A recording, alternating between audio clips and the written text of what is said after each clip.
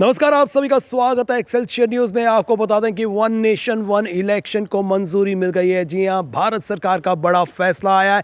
Cabinet ने मंजूरी दे दी है कि वन नेशन वन इलेक्शन पर जिस तरह से लंबे समय से जो है यहां पर बातचीत की जा रही थी कि वन नेशन वन इलेक्शन होनी चाहिए और उसके बाद एक समिति का गठन किया गया, तो आपको बता दें कि फाइनली कैबिनेट ने इसे मंजूरी दे दी है।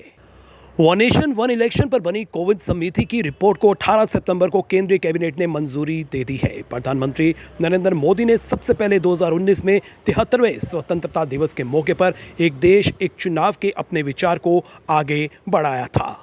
संसद के शीतकालीन सत्र के बीच प्रधानमंत्री नरेंद्र मोदी की अध्यक्षता में केंद्रीय कैबिनेट की अहम बैठक हुई। सूत्रों के मुताबिक बैठक में केंद्रीय मंत्रिमंडल ने एक राष्ट्र एक चुनाव विधेयक को मंजूरी दे दी है। अब केंद्र सरकार शीतकालीन सत्र में इसे सदन में पेश कर सकती है। आपको बता दें कि प्रधानमंत्री नरेंद्र मोदी ने 2019 के स्वतंत्रता दिवस पर एक देश एक चुनाव का जिक्र किया था। तब से अब तक कई मौकों पर भाजपा की ओर से एक देश एक चुनाव की बात की जाती रही है। ये विचार इस पर आधारित है कि देश में लोकसभा और सभी राज्यों की विधानसभा के चुनाव एक साथ हों।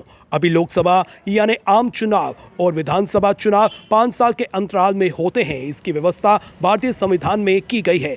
अलग अलग राज्यों की विधानसभा का कार्यकाल अलग अलग समय पर पूरा होता है। उसी के हिसाब से उस राज्य में विधानसभा चुनाव होते हैं। हालांकि कुछ राज्य ऐसे भी हैं जहां विधानसभा और लोकसभा चुनाव एक साथ होते हैं। इनमें अरुणाचल प्रदेश, आंध्र प्रदेश, ओडिशा और सिक्किम जैसे राज्य शामिल हैं। वहीं राजस्थान, मध्य प्रदेश, तेलंगाना, छत्तीसगढ़, मिजोरम जैसे राज्यों के चुनाव लोकसभा चुनाव से ऐन पहले हुए तो लोकसभा चुनाव खत्म होने के 6 महीने के भीतर हरियाणा, जम्मू कश्मीर में चुनाव हुए और इसके बाद महाराष्ट्र और झारखंड में चुनाव करवाए गए। अब दिल्ली में चुनाव करवाने की तैयारी की जा रही है।